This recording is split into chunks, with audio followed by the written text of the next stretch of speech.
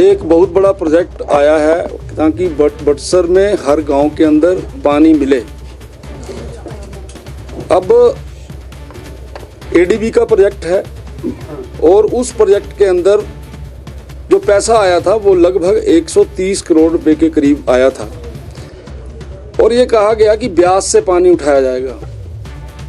अफसरों ने ब्यास से पानी उठाने के लिए डीपीआर तो 130 करोड़ की ही बनाई, लेकिन जब वो टेंडर हुआ तो वो टेंडर जो है वो लोएस्ट 204 करोड़ के ऊपर चला गया। और जब वो 204 करोड़ के ऊपर चला गया, 130 आपके पास हैं, 204 का टेंडर हो रहा है, तो ये अफसरों के दिमाग में आया कि ये तो होगा नहीं, इसको पूरा कैसे करेंगे। फिर उन्हीं अफसरों ने दिमाग लगाया कि ब्यास तो बड़ी दूर है, तो ब्यास से तो बात नहीं बननी है, इसलिए इसको अब आप सतलुज के ऊपर ले जाओ। अब उन्हीं अफसरों ने वो जो प्रोजेक्ट है उस प्रोजेक्ट को के ऊपर नई सिस्टम बना के उसको 130 करोड़ के ऊपर ले आए और उसको 130 करोड़ के ऊपर उन्होंने काम करने की बात कही। टेक्निकल प्रॉब्लम क्या है? एक व्यक्ति को जिसको ब्याज से काम करने के लिए 204 करोड़ रुपए में कोई प्रोजेक्ट अवार्ड हो गया, अवार्ड नहीं हुआ अभी तक, और अवार्ड ना होने के बावजूद उसी व्यक्ति को ये मान लिया जाता है कि जो नया प्रोजेक्ट लगेगा ये वही व्यक्ति करेगा। ना उसकी टेंडरिंग होती है। एक चीफ इंजीनियर लेवल का ऑफिसर 2 पेज का चिट्ठी लिखता है कि भैया जब ये सारे का सारा सिस्टम बदल गया, लाइनें बदल गई, मशीनरी बदल गई, तो आप लोगों को इसकी रीटेंडरिंग करनी चाहिए। उसकी रिटायरमेंट का इंतज़ार किया गया और उसके बाद बिना टेंडर हुए उसी व्यक्ति को वो जो काम है वो अवार्ड कर दिया। मेरी आपत्तियां केवल यही थी।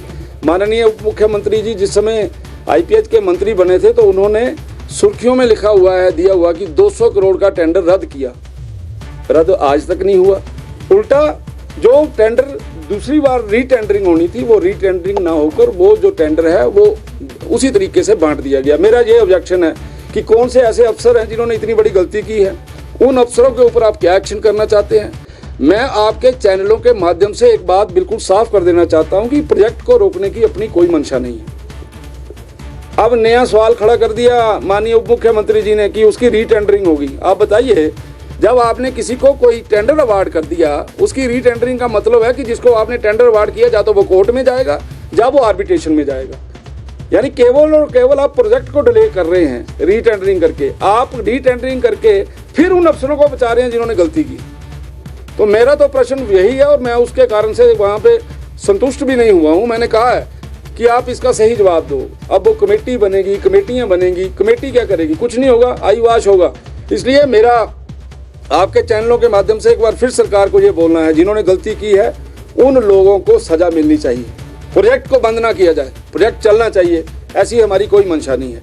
दूसरा, मैंने एक मुद्दा उठाया था कि माननीय मुख्यमंत्री जी के विधानसभा क्षेत्र के अंदर एक स्पेशल असिस्टेंस के अंतर्गत पूरे हिमाचल प्रदेश के लिए 200 करोड़ रुपया जो आया है, उस 200 करोड़ को केवल नदौन की प्यास बुझाने के लिए 24/7 नदौन में पानी मिले उसमें कर दिया। मैंने कहा भाई आपके पास 200 करोड़ आया तो आपने 200 का ग्लोबल टेंडर क्यों नहीं किया?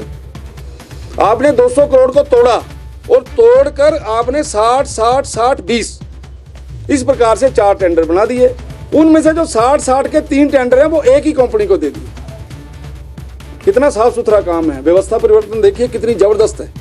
वो 3 टेंडर एक ही कंपनी को दे दिए। वो मैंने प्रश्न किया कि आपने इस प्रकार से क्यों किया? आपने एक 200 करोड़ के जो रुपया है उसको तोड़ा क्यों? आपने 60-60 करोड़ के टेंडर क्यों किए? अगर ये किए हैं तो इसमें दोषी कौन है? अगर वो दोषी है तो उसको सजा क्यों नहीं? ये मैंने 2 बातें उनको की। तीसरी बात, मैंने एक टाउन्स के ऊपर सैनिटेशन का विषय लिया था। 5 टाउन्स के अंदर पैसा आया है, वो भी बाहर का है, वहाँ पर भी इसी प्रकार की बंदरबांट हुई है। उस वहाँ पे टेक्निकल बिड मांगी गई और जो फाइनेंशियल बिड है वो मांगी नहीं गई। आज तक ऐसा होता ही नहीं है। यहाँ पे टेक्निकल बिड और फाइनेंशियल बिड टेंडर के ठेकेदार के द्वारा दोनों भरी जाती हैं। तो मैं इन सारी बातों के कारण से सरकार के से ये रिक्वेस्ट कर रहा था कि इन सारे विषयों को जब मैंने आपको ध्यान लगा दिया है, क्योंकि इसमें माननीय मंत्री जी का कोई कसूर नहीं माना जाता, क्योंकि प्रोजेक्ट की फाइल उनके पास नहीं आती है, मैं मानता हूँ, लेकिन मंत्री तो वही है ना, जवाब तो उन्होंने ही देना है। तो वो फाइल को मंगाएं, उस फाइल पे देखें कहाँ कहाँ गलतियाँ हुई हैं और जिन्होंने गलतियाँ की हैं उनको सजा दें। यही मेरा प्रश्न। आपको भाग रही है सरकार, क्या लग रहा है? कई है ना इसमें, कई जांच इसलिए भाग रही है क्योंकि कईयों के ऊपर गाज गिरेगी।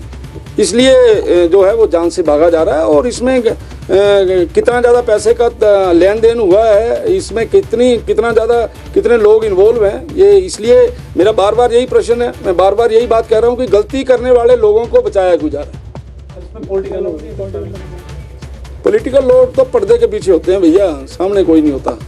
तो ये जो गलती है वो जिस लेवल पे हुई है, ऑफिसर्स के लेवल पे हुई है, ठेकेदार के लेवल पे मैनिपुलेशन हुई है, तो इन सारी बातों के बारे में ये संसद के अंदर और बाहर माननीय मंत्री जी को और इस सरकार को अवगत कराना चाहिए।